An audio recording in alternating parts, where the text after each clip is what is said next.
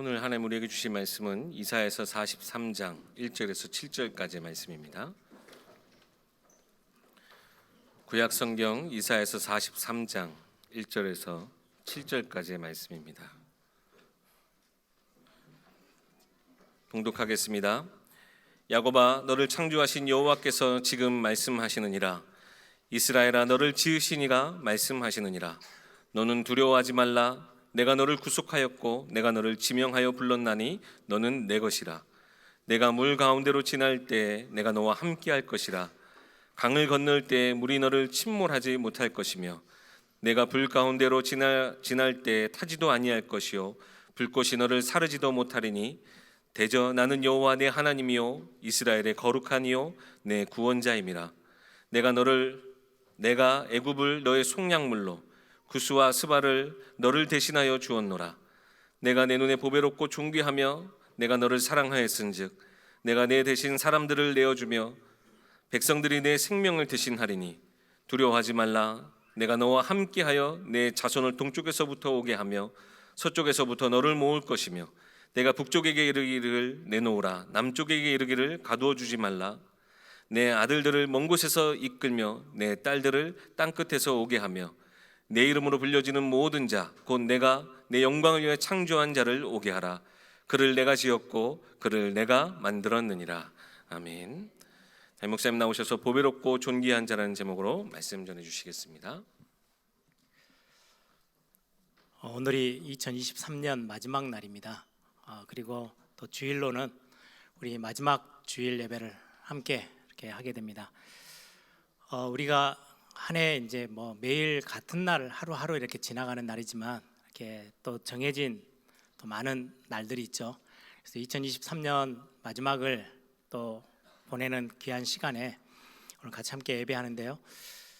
우리가 이렇게 이제 마지막 날이 되어지면 자꾸 우리는 뒤를 돌아보게 되는 것 같아요. 내가 올해 한 해 잘 살았나? 이런 생각들을 하게 되고 뒤를 돌아보면서 굉장히 기분 좋고 굉장히 화이팅하는 분들은 그렇게 많지는 않을 거고요.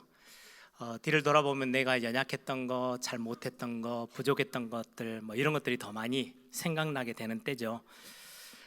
그때 하나님이 구원하시고 하나님의 자녀 삼으신 하나님의 사람들에게 주신 말씀이 있어요. 그 말씀으로 오늘 같이 함께 인사하고 또 축복하고 그렇게 함께 말씀을 나누기를 바랍니다. 우리 옆에 있는 분들 보시면서 오늘 제목이기도 하죠. 당신은 보배롭고 존귀한 자입니다. 네, 그냥 건성건성하지 마시고 아주 마음 담아서 한 번 더 고백합시다. 당신은 하나님이 너무나도 사랑합니다. 네, 저와 여러분을 보배롭고 존귀한 자로 여기시고 내가 너를 너무나도 사랑해 라고 하나님이 오늘 또 말씀을 통해서 우리에게 고백하고 계시죠. 마지막 한 해를 마무리하다 보니까 해외 어떤 시인이 기록한 시예요. 우리 또 많은 설교에 이렇게 인용되기도 하는 시인데요. 제가 한 편을 읽어 드릴게요. 제목이 모래 위에 발자국이라는 시입니다. 어느 날 밤에 한 사람이 꿈을 꾸었습니다. 그는 꿈속에서 예수님과 함께 해변을 따라 걷고 있었습니다. 그때 하늘을 스크린 삼아 그의 지나온 삶의 순간들이 영화처럼 펼쳐졌습니다. 모래 위에는 두 사람의 발자국이 있었습니다. 그 중에 하나는 그의 것이고 다른 하나는 주님의 발자국이었습니다. 그는 모래 위에 길게 펼쳐진 발자국을 보다가 어느 순간부터 오직 한 사람의 발자국만 있는 것을 보았습니다. 그는 그때가 그 사람에게서 가장 절망적이고 가장 슬펐던 순간이었음을 알았습니다. 그는 항의하듯이 주님께 물어보았습니다. 주님, 제가 주님을 따르면 항상 저와 함께 하시겠다고 말씀하지 않으셨습니까? 주님은 저와 동행하셨습니다. 그러나 제 삶의 가장 어려웠던 순간에는 한 사람의 발자국밖에 없는데 이것이 어찌된 일입니까? 제가 주님을 가장 필요로 할 때 왜 주님께서는 저를 떠나셨는지 이해할 수 없습니다. 주님께서는 이렇게 대답하셨습니다. 나의 소중한 정말 소중한 아이야. 나는 결코 너를 떠난 적이 없었단다. 내가 고통과 환난을 당하는 시간에 모래 위에서 한 사람의 발자국만이 있는 것은 내가 너를 업고 갔기 때문이란다. 뭐 이런 시예요. 참 우리에게 많은 것들을 생각하게 하는 고백인 것 같아요. 우리가 한 해를 지나면서 쉽게 지나간 분들은 거의 없을 거예요. 우리 학생들, 랩런트들도 마찬가지고 학업에 뭐 이런 거에 뭐 많은 일에 치여서 참 쉽지 않은 시간들을 보내고 피곤하고 힘든 시간들이죠. 우리 어른들은 많은 문제들 속에 있다 보니까 메시지 주일날 와서 메시지 들으면 기도하면 돼 이렇게 하지만 실제로는 그 삶의 벽이 굉장히 높아서 기도할 힘조차도 없어서 그냥 멍하니 앉아있을 때도 참 많고요. 어떨 때는 굉장히 힘든데 누군가가 내 옆에서 이렇게 옆에만 있어줘도 좋겠는데 나를 이해하고 공감하고 내 옆에 같이 있어주는 사람이 아무도 없다라는 느낌이 들 때 외롭게 혼자 있는 것처럼 느껴질 때도 있고요. 실수해서 넘어졌을 때 정말 어떻게 해야 될지 모르고 이거는 내 부족함이 느껴지니까 막 정말 당황스러워 그럴 때도 참 많이 있죠. 그때 하나님이 우리에게 오늘 본문을 통해서도 말씀하시는 고백입니다. 여전히 내가 너와 함께하고 있어 라고 말씀하고 계세요. 절대로 내가 너를 떠나지 않을 거야. 그리고는 우리를 어루만지시고 위로하시고 우리를 꼭 껴안아 주시면서 내가 너와 함께하니까 아무것도 두려워하지 마 라고 말씀하고 계십니다. 그래서 오늘 사실은 2023년을 보내고 이제 내일부터는 또 2024년이라는 새로운 날이 시작되어져요. 우리가 하나님이 우리에게 주시는 이 언약의 말씀이 있기 때문에 또 한 해 2024년 새해를 우리가 담대하게 또 믿음 안에서 도전하며 새롭게 시작할 수 있는 것 같습니다. 변함없이 우리의 모습과 상관없이 우리에게 날마다 사랑한다고 너는 보배롭고 내 눈에는 존귀한 자야 라고 고백하고 계시는 그 하나님의 말씀을 오늘 또 붙잡고 또 힘을 얻고 혹시라도 주저앉아 계신 분들이 있다면 새로 시작하고 또 일어설 수 있는 그런 응답의 날이 되기를 소망합니다. 오늘 이사야 43장 본문을 읽었어요. 제 개인적으로는 되게 제가 참 즐겨 묵상하고 제가 혹시 개인적으로도 저도 힘들 때가 있어요. 그때마다 제가 이 말씀이 제게는 굉장한 힘이 되어지고 의지하는 말씀이기도 합니다. 이사야 43장 이사야서의 어떤 배경은 사실은 이스라엘 백성들, 하나님이 택한 백성, 하나님의 구원의 어마어마한 비밀 속에 들어와 있는 하나님의 백성들이 경험하는 최고로 어렵고 힘들고 어두운 시기예요. 지금 이사야서의 어떤 기록의 배경이 바벨론 포로 시대를 살고 있어요. 굉장히 어렵고 힘든 위기 속에 있는 하나님의 백성들에게 하나님이 주신 말씀이에요. 이사야서를 조금 나누면 1장부터 39장까지는요 이스라엘 백성들이 잘못된 선택 그리고는 저는 그렇게 단어를 표현했어요. 못난 결정. 잘못된 선택을 하고 못난 결정을 해서 스스로 무너지고 스스로 하나님의 어마어마한 은혜 가운데서 벗어났어요. 우상 숭배하고 그들이 가진 죄로 인해서 하나님이 굉장히 진노하시고 그걸로 징계하시는 모습들이 1장부터 39장까지 나와요. 그런데 갑자기 40장에 가서는 분위기를 완전히 바꾸세요. 하나님이 말씀을 주시면서 엄청나게 구원받은 백성들을 위로해 주시고 힘을 주시고 내가 너를 절대로 버리지 않아. 내가 너를 구원할 거고 결국 가서는 승리케 할 거야. 이렇게 약속의 말씀들이 40장부터 기록해요. 결국 이스라엘 백성들의 연약함을 넘어서서 하나님이 약속하신 그 약속을 그대로 성취하시는데 우리가 알다시피 며칠 전에 우린 성탄 날을 크리스마스를 보냈죠.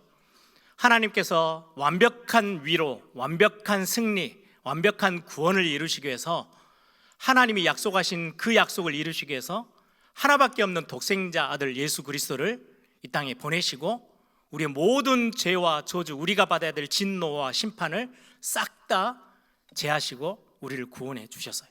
그리고 그 약속을 1.1획도 변함없이 성취하셨어요. 그게 성경의 증거예요. 그게 이사야서의 굉장히 중요한, 그래서 40장부터 시작하는 굉장한 분위기를 완전 전환시켜서 힘을 주시고 위로해 주시는, 그리고는 승리케 하겠다라는 약속의 메시지의 핵심 중에 가장 도드라지게 드러난 본문이 오늘 이사야 43장 말씀입니다. 내가 너를 끝까지 포기하지 않을 거야, 끝까지 구원하고 승리케 할 거야 라는 말씀을 주고 계시죠. 그리고는 창조주 하나님이 피조물인 우리를 지으셨잖아요. 그 피조물의 역사와 삶 속에 직접 개입하세요. 그리고는 우리의 잘못된 선택, 못난 결정에 개입하셔서 그걸 바꿔요. 뜯어 고치시고 바꾸시고 깨닫게 하시고, 그렇게 해서 하나님이 원하시는 그 영화로운 자리에 함께 서도록 하나님이 직접 우리 삶에 들어오셔서 개입하셔서 일하기 시작하세요. 그게 지금의 오늘 이사야서 43장의 배경이기도 합니다. 오늘 이 43장 말씀은 이스라엘 백성들, 하나님의 백성들이 가장 어렵고 힘든 날을 보내던 그때 주신 말씀이죠. 잘못된 선택을 하고 못난 결정을 해도 하나님이 하시는 말씀이에요. 내가 끝까지 너를 포기하지 않을 거야. 하나님이 그렇게 말씀하고 계세요. 1절을 보세요. 야곱아, 너를 창조하신 여호와께서 지금 말씀하시느니라. 이스라엘아, 너를 지으신 이가 말씀하시느니라. 야곱과 이스라엘은 동일 인물이에요. 한 사람이에요. 여러분들 아브라함, 이삭, 야곱 할 때 그 야곱이에요. 야곱의 인생을 여러분들 너무나도 잘 아시죠? 신앙생활 조금만 하신 분들은 메시지를 통해서 야곱을 다 접하셨어요. 야곱은 쌍둥이 형 에서와 함께 뱃속에서 이제 자라는데, 엄마 뱃속에 있을 때 하나님이 야 야곱, 에서 말고 야곱, 내가 너를 지명했어. 내가 너를 선택했거든. 내가 너를 평생의 응답의 사람으로 내가 너에게 복 줄 거야. 그렇게 하나님이요, 뱃속에서 무슨 대단한 착한 일을 공로를 세우고 뭐 업적을 남겼겠어요? 그냥 뱃속에서 생명이 태어났는데 하나님이 그냥 딱 지명했어요. 너는 내 거야. 내 사람이야. 내가 너에게 어마어마한 복을 허락할 거야. 그 언약을, 약속을 가지고 이 땅에 태어났는데 야곱의 인생이 어때요? 하나님의 그 약속과는 전혀 상관없이 자기의 생각대로, 자기의 결정대로, 정말 말 그대로 잘못된 선택, 못난 결정들을 해가면서 엄청 이리저리 좌충우돌하면서 살아왔던 인생이 야곱의 인생이에요. 결국 완전 망하고 완전 깨져서 도망가죠. 집에서도 있을 수 없는 상황이 생겼어요. 도망가게 됐어요. 도망가서 어떻게 살아가려고 몸부림치던 그 야곱이 어느 날 하나님 앞에 딱 섭니다. 그때 하나님의 은혜를 구하고 하나님 앞에 하나님 나를 도와주세요 라고 했을 때 하나님 그때 찾아오셔서 하신 말씀이 이제 더 이상 너의 이름을 야곱이라고 안 할 거야. 이스라엘이라고 내가 부를 거야. 이스라엘이라는 이름을 가지고 너 후대들이 엄청난 복을 받고 한 민족을 이뤄서 하나님의 구원의 역사의 중심에 설 수 있도록 그 민족을 이루고 그 민족의 이름을 이스라엘이라고 바꾸는 만큼 네 이름을 이제는 야곱이라 부르지 않고 이스라엘로 부를 거야. 그게 오늘 본문에 지금 그 내용이 함축적으로 들어있어요. 야곱아, 이스라엘아, 저와 여러분이 구원받아 놓고도 하나님의 자녀다 이렇게 해놓고도 신앙생활 하면서 이리저리 우리의 생각대로 우리의 잘못된 선택, 못난 결정들로 막 이리저리 헤매고 있을 때 하나님은 우리를 버리지 아니하시고 포기하지도 아니하시고, 아니야, 너는 내가 약속한 백성이기 때문에 구원을 허락하고 내가 너를 보배롭고 존귀하게 여긴 내 자녀이기 때문에 내가 너를 끝까지 포기하지 않아. 그게 하나님이 오늘 지금 이스라엘 백성들에게 주시는 말씀이에요. 야곱아, 이스라엘아, 너의 양면의 모습들, 잘 안 되어지고 무너지고 깨지는 모습들, 부족하고 연약한 모습 내가 너무 잘 알아. 또 어느 날 은혜 받으면 하나님, 내가 정말 하나님 앞에 쓰임받고 싶어요 라고 고백하는 이스라엘과 같은 믿음의 자리에서 있는 그 모습도 내가 두 개 동시에 다 알아. 그런데 어떤 모습이든 상관없어. 내 눈에는 너가 보배롭고 존귀해. 내가 너를 사랑하거든. 그렇게 말씀하고 있어요. 이사야 49장 13절에서 16절에 그렇게 말씀합니다. 하늘이여 노래하라, 땅이여 기뻐하라, 산들이여 즐거이 노래하라. 여호와께서 그의 백성을 위로하셨은즉 그의 고난당한 자를 긍휼히 여기실 것임이라. 오직 시온이 이르기를, 여기에 시온은 이스라엘 백성들, 하나님의 백성들이에요. 오직 시온이 이르기를 여호와께서 나를 버리시며 주께서 나를 잊으셨다 하였거니와. 우상 숭배하고 죄 가운데 말씀 거역하고 불순종해서 완전히 망해버렸잖아요. 지금 바벨론 포로까지 갔어요. 주께서 버리시고 주께서 나를 잊으셨다 하였거니와. 여인이 어찌 그 젖먹는 자식을 잊겠으며 자기 태에서 난 아들을 긍휼히 여기지 않겠느냐. 그들은 혹시 잊을지라도 나는 너를 잊지 아니할 것이라. 내가 너를 내 손바닥에 새겨놓으라. 그렇게 하나님 말씀해요. 어떻게 엄마가 젖먹이던 자기 자식을, 태에서 난, 배에서 난 그 아이를 잊겠어요. 근데 요즘 세상 뉴스 보면은 버리고 떠나가는 엄마들도 있죠. 근데 하나님 말씀해요. 혹시 그들은 잊을지라도 나는 너를 잊지 않을 것이야. 내 손바닥에 새겨놓고 내가 기억하고 붙잡고 있을 거야. 이스라엘 백성들은 우리가 죄지어서 하나님 우상 숭배해서 우리를 완전히 버렸고 이제는 끝이 났네. 근데 하나님은 말씀하시는 거예요. 아니, 너의 연약한 모습, 그걸 내가 다시금 회복시켜가지고 하나님의 최고의 자리에 내가 앉힐 거야. 왜? 내 눈에는 너가 보배롭고 존귀하게 보이거든. 그렇게 오늘 또 말씀하고 계세요. 제가 오늘 말씀을 이렇게 정리하고 있는 동안에 저도 이제 묵상을 하면서 제 삶을 이렇게 좀 돌아보게 되더라고요. 연말이다 보니까 제가 신학교 시절 때 얼마나 헤매 있는지 많은 게 이렇게 떠올랐어요. 신학교 가면 여러분들 뭐 이렇게 번듯하게 신앙생활 잘할 것 같이 보이죠. 제가 또 오늘 이렇게 앞에 서 있으면 밝은 조명 아래 이렇게 성도님들 앞에 설교하는 자로 딱 서 있으니까 그래도 우리 목사님 좀 괜찮겠지? 아니요, 전혀 안 괜찮아요. 제 삶을 가까이서 오면. 그래서 제가 참 꿈꾸는 고백 중에 하나가, 우리 성도님들을 제가 속이는 거는요 너무 쉬워요. 아무 짓 안 하고 그 밝은 조명 아래 서 있기만 하면 되게 괜찮게 보이는 사람처럼 보여요. 근데 집으로 가면 안 그렇거든요.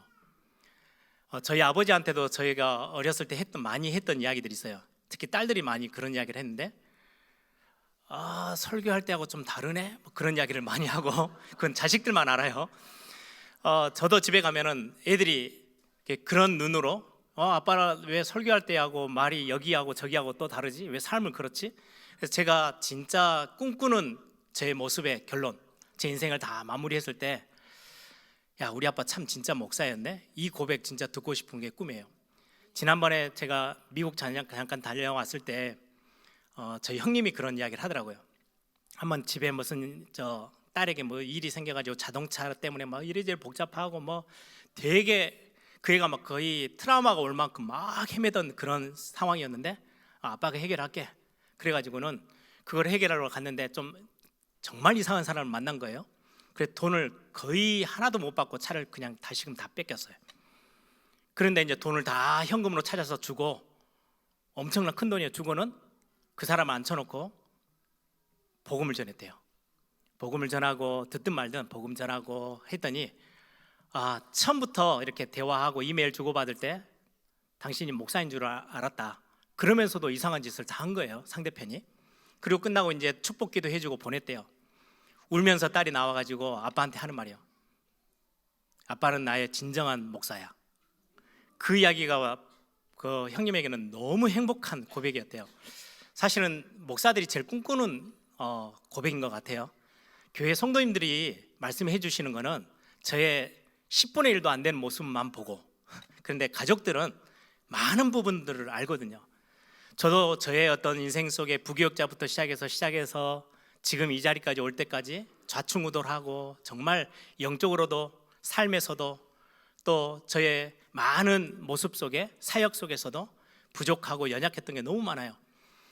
이제 광주 와서는 별로 그런 적이 없는데, 제가 부산에서 부교육자 생활할 때는 참 미숙한 게 많잖아요. 경험도 많이 없고. 그러다 보니까 교회에 피해를 끼친 것처럼 느껴질 때가 참 많았어요. 제가 실수해서. 그러면 이제 광주로 따지면 뭐 충장로 같은 사람들이 많이 다니는 그런 길에 혼자 나가요. 부산의 남포동 같은 길을 혼자 걸으면서 얼마나 많이 울었는지 몰라요. 눈물이 그냥 막 비 오듯이 쏟아져요. 고개도 들지 못하고 그냥 다니는 거죠. 그러다가 딱 그 눈물의 끝점에 하나가 이렇게 확 다가와요. 그 눈물을 흘릴 때는 제 부족한 모습이 이렇게 크게 보이는 거예요. 왜 나는 이것밖에 안 되지? 왜 나는 이런 수준밖에 안 될까? 나는 왜 이렇게 능력이 없지? 왜 나는 이렇게 못됐지? 왜 나는 이렇게 실수가 많지? 막 이런 저의 모습이 이렇게 크게 보이다가 어느 정도 시간이 지나면서요, 제 모습은 아주 작아지고 제 앞에 있는 복음의 능력이 이렇게 크게 보이는 거예요. 나처럼 부족하고 이렇게도 연약하고 교회에 득이 되지 않고 맨 손해만 주는 이런 나를 하나님은 왜 나를 사랑하셔서 구원을 주시고 복음 안에 품고 내가 너를 사랑해, 너는 내 눈에는 보배롭고 존귀해, 이렇게 고백하고 계실까? 이게 갑자기 밀려오면요, 복음이 이렇게 크게 느껴지는 거예요. 그때 되면요, 벌떡 일어나요. 이전에 제가 내 모습 막 이렇게 막 생각했던 내 보는 눈이요, 확 줄어들고 나의 모습하고는 비교도 안 될 만큼의 복음의 큰 능력이 제 앞에 탁 서 있어요. 그게 저에게 위로가 되고 얼마나 힘이 되는지요. 그런 일들을 수도 없이 경험하면서 오늘이라는 응답이라는 시간표 앞에 저도 서 있어요. 오늘 저는 이 오늘의 말씀이 여러분들에게 그렇게 복음이 크게 다가오기를 소망해요. 한 해를 지나면 참 내 모습이 너무나도 보잘것없고 막 이럴 때가 참 느껴질 때가 있거든요. 우리 눈에 이렇게 크게 보여요, 나를, 부족한 내가. 근데 오늘 말씀을 통해서 여러분들의 모습은 손톱처럼 작아지고 여러분들 앞에 복음의 큰 하나님의 사랑이 크게 느껴지는 그런 축복의 날이 되기를 소망합니다. 하나님이 우리에게 그렇게 연약하고 잘못된 선택을 하고 못난 결정들을 해나가는, 그래서 막 흔들리고 무너지고 깨지는 우리 앞에 하나님이 주신 약속의 말씀이에요. 오늘 본문을 보세요. 1절 후반 부분, 너는 두려워하지 말라, 내가 너를 구속하였고 내가 너를 지명하여 불렀나니 너는 내 것이야. 네가 물 가운데로 지날 때에 내가 너와 함께 할 것이라. 강을 건넌 때에 물이 너를 침몰하지 못할 것이며 내가 불 가운데로 지날 때에 타지도 아니할 것이요 불꽃이 너를 사르지도 못하리니 대저 나는 여호와 내 하나님이요 이스라엘의 거룩한 자요 내 구원자임이라. 하나님이 오늘 우리에게 그렇게 말씀하는 거예요. 너의 모습 조그만 거 이런저런 거 깨진 거 나한테는 아무것도 아니야. 4절에 보세요. 내가 내 눈에는, 너가 지금 이 자리에 예배하고 있는 우리 에일의 모든 가족들을 보고 하나님이 하신 말씀이야. 너는 내 눈에 보배롭고 존귀해 라고 하나님이 말씀하고 있는 거예요. 1장부터 39장까지 얼마나 징계를 받고 진노 아래 있었던 이스라엘 백성들 앞에, 하나님의 백성들 앞에 하나님이 갑자기 야단칠 거 다 야단쳤지만 그럼에도 불구하고 그들을 향해서 뭐라고 말하냐면 너의 그 모습이 나의 눈에는 보배롭고 존귀하게 보여. 내가 너를 너무나도 사랑해 라고 말씀하고 계세요. 이 약속의 말씀 5절부터 보세요. 두려워하지 말라, 내가 너와 함께하여 내 자손을 동쪽에서부터 오게 하며 서쪽에서부터 너를 모을 것이며 내가 북쪽에서 이르기를 내놓으라, 남쪽에게 이르기를 가두어 두지 말라. 내 아들들을 먼 곳에서 이끌며 내 딸들을 땅끝에서 오게 하며 내 이름으로 불려지는 모든 자 곧 내가 내 영광을 위하여 창조한 자를 오게 하라. 그를 내가 지었고 그를 내가 만들었느니라. 어디에 깨져서 흩어져서 완전히 무너져 있는 삶의 동서남북이라 할지라도 내가 다시금 다 끌어모아서 모든 응답의 영화로운 축복들을 다 쏟아 부을 거야. 왜? 내 자녀니까, 내가 보기에 보배롭고 존귀한 자니까, 내가 지었고 내가 창조한 자니까, 하나님의 형상으로 지은 하나님의 자녀들이니까 그렇게 말씀하고 계세요. 그러면 이 말씀을 우리는 어떻게 하면 돼요? 믿기만 하면 돼요. 대단한 게 필요한 게 아니에요. 야곱이 뱃속에 있을 때 아무 조건도 없이 하나님이 어마어마한 축복을 부어주셨어요. 근데 평생을 헤맸잖아요. 그런데 너무 힘드니까 하나님 나 어떻게 해요? 나 하나님의 은혜가 필요한데요. 그 말 한마디에 하나님 모든 것들을 야곱에게 회복시키셨어요. 근본부터 뿌리를 완전히 바꿨어요. 너 이제 야곱 아니야? 이스라엘이야. 너를 통해서 엄청난 하나님의 영광받을 한 민족을 내가 만들어 놓을 거야. 그게 하나님의 사랑의 고백들이에요. 오늘 저와 여러분을 향해서 이 말씀을 주고 계세요. 믿기만 하면 돼요. 노력도 필요 없고요. 열심이 아니고 대가를 치르는 게 아니고 믿는 거예요. 아브라함을 보세요. 아브라함이 75세 이제 가나안 들어가서 75세가 됐는데 행복하질 않아요. 왜요? 자식이 없거든요. 그때 당시에는 자식은 최고의 힘이고 그게 능력이고 그게 재산이고 모든 거예요. 근데 자식이 없어요. 아들이 없어요.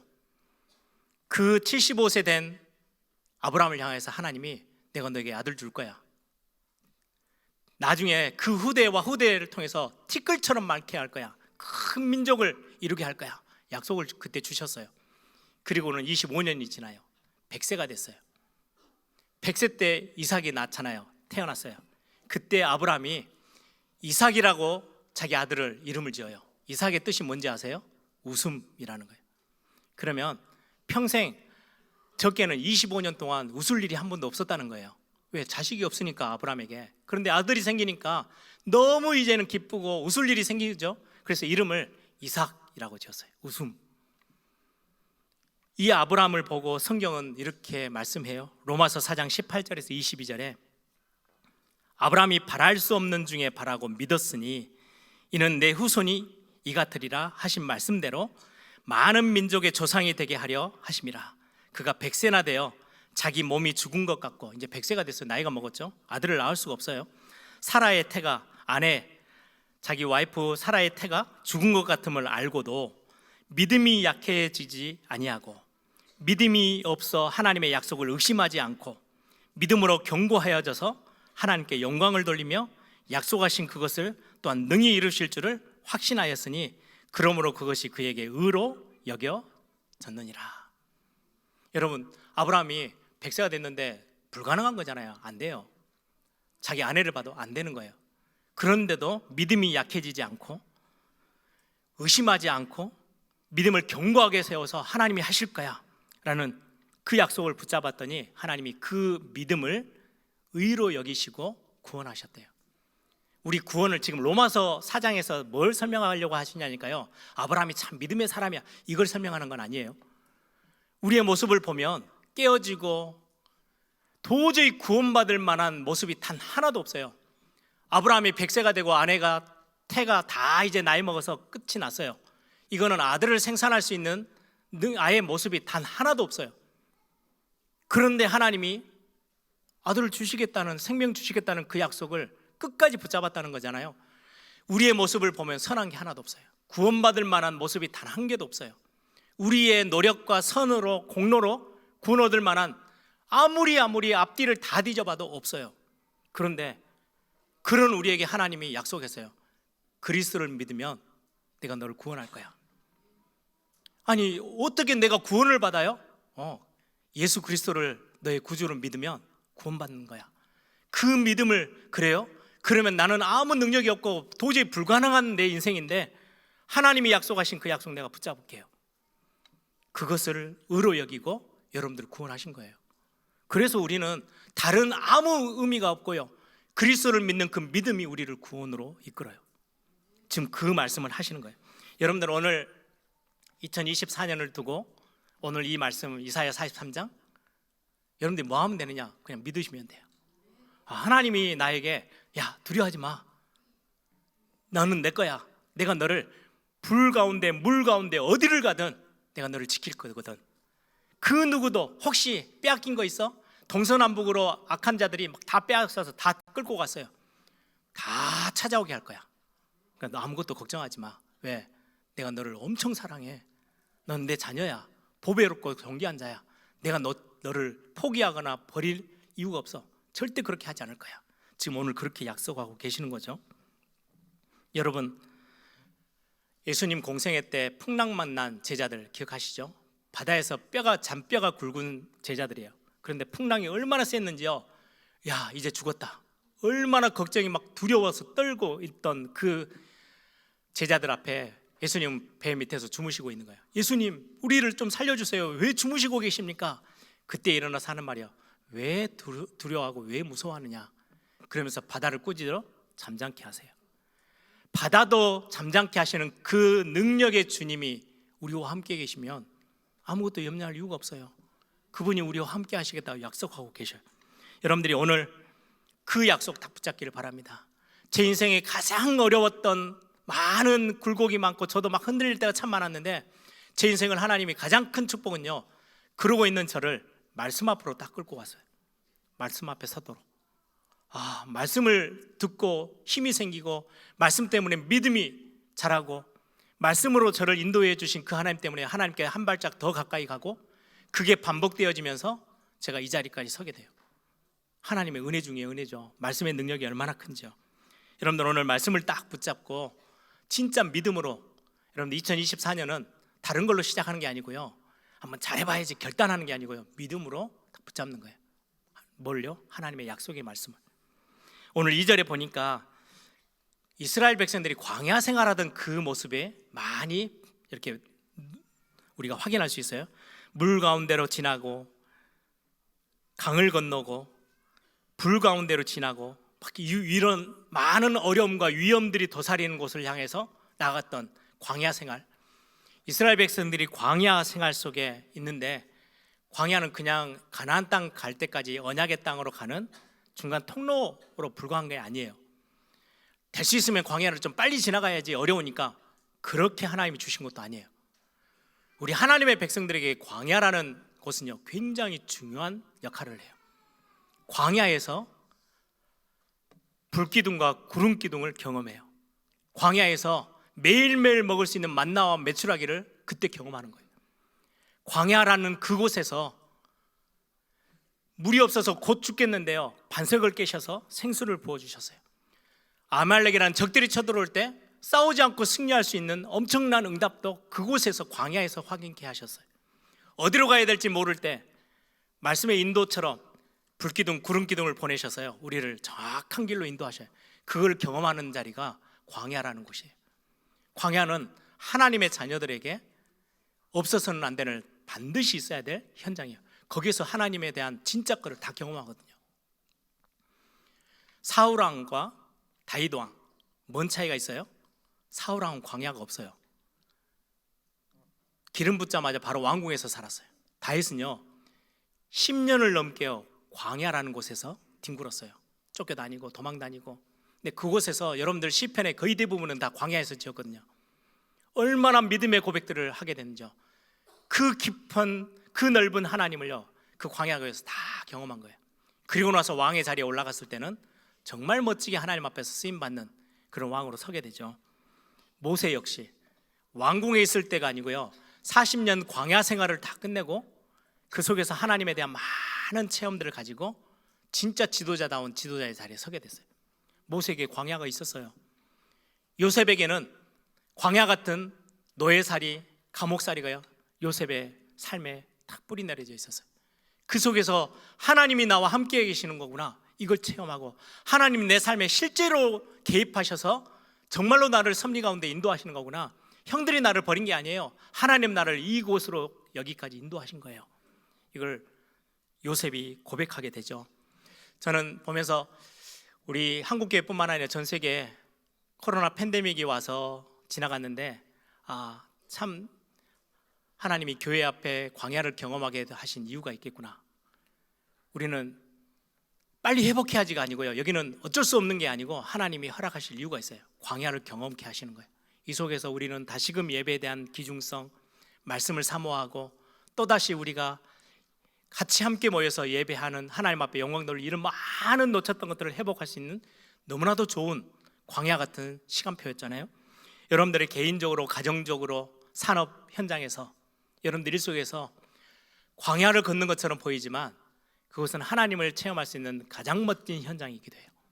여러분들이 그 부분들 속에서 가장 중요한 응답들, 그때 하신 말씀이에요. 네가 물 가운데로 지날 때에, 광야 가운데 가는데 내가 너와 함께 할 것이야. 강을 건널 때도 물이 너를 침몰하지 못할 것이고, 불 가운데 지날 때도 타지도 않고 너를 사르지도 못해. 내가 너를 붙잡고 있어. 내가 너의 하나님이고 내가 너의 구원자거든, 말씀하고 있어요. 이 약속을, 어마어마한 축복의 약속을 주신 이유가 뭐예요? 오늘 4절에 기록하고 있어요. 저와 여러분이 누구길래 이 엄청난 축복의 약속을 허락하고 계십니까? 4절에 내가 내 눈에는 보배롭고 존귀하며 내가 너를 사랑하였은즉 내가 내 대신 사람들을 내어주며 백성들의 생명을 대신하리니 두려워하지 말라, 내가 너와 함께 할 것이다 라고 말씀하고 계세요. 아무것도 두려워하지 말래요. 너는 내 눈에 보배롭고 존귀하고 내가 너를 사랑한다라고 고백하고 계세요. 사랑하셔서 우리에게 이 엄청난 응답과 축복을 약속으로 말씀으로 주셨어요. 요한일서 4장 8절에서 10절에 보시면 하나님은 사랑이심이라. 하나님의 사랑이 우리에게 이렇게 나타난 바 되었으니 하나님이 자기의 독생자를 세상에 보내심은 그로 말미암아 우리를 살리려 하심이라. 사랑은 여기 있으니 우리가 하나님을 사랑한 것이 아니요 하나님은 우리를 사랑하사 우리 죄를 속하기 위하여 화목제물로 그 아들을 보내셨음이니라 말씀하고 있어요.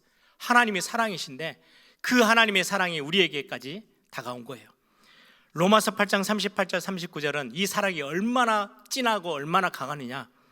내가 확신하노니 사망이나 생명이나 천사들이나 권세자들이나 현재일이나 장래일이나 능력이나 높음이나 깊음이나 다른 어떤 피조물이라도 우리를 우리 주 예수 그리스도 안에 있는 하나님의 사랑에서 끊을 수 없느니라. 이건 끊어지지 않는 사랑이에요. 하나님이 우리에게 주신 은혜의 사랑들. 여러분, 이건 하나님이 사랑하셔서 주신 약속이기에 변함이 없어요. 이 말씀은 1.1획도 변함없이 반드시 성취되죠. 그래서 이스라엘 백성들의 결국은 하나님이 완전히 승리케 하시고 완전히 위로하시고 다시금 새로 시작할 수 있도록 새 은혜를 부으신 것처럼 저와 여러분 2023년 어떤 걸음을 걸어왔든 상관없어요. 하나님이 오늘 이 말씀을 주시는 거예요. 내 눈에는 네가 보배롭고 존귀한 자야. 내가 너를 너무 사랑하기 때문에 어떤 구덩이 속에 있다 할지라도 내가 너를 다시금 회복 다 시켜서 완전 승리하는 사람으로 만들 거야. 내가 너를 완전 책임질 거야. 내가 너를 떠나지도 않고 버리지도 않고 내가 너를 붙잡고 함께 할 거야 라고 말씀하고 계시죠. 말씀을 결론을 맺습니다. 과거라는 시간에 잡혀 사는 걸 보고 상처라고 해요. 여러분들 과거에 잡혀 있지 마시. 상처가 이렇게 크게 보이면 다른 건 다 작게 보여요. 근데 하나님의 약속과 복음의 하나님의 사랑이 이렇게 크게 보이면 상처는요 온데간데 없어져요. 여러분들 오늘 하나님의 약속의 말씀이 여러분들 눈앞에 탁 하나님이 던져주셨어요. 이걸 붙잡고 이 말씀에 여러분들이 반응하는 우리 에일의 모든 가족들 되기를 바랍니다. 과거의 모든 것 하나님의 손에 그냥 맡겨놓고요, 우리의 삶에 정확하게 인도하시고 우리를 응답으로 이끄실 그 하나님, 그리고 오늘 약속에 성취될 말씀 주신 그 하나님을 붙잡고 그 하나님만을 바라보면서 다시금 2024년 새로 시작하는 또 가장 멋진 응답을 하나님 앞에 드릴 수 있는 우리 에일의 가족들 되기를 소망합니다.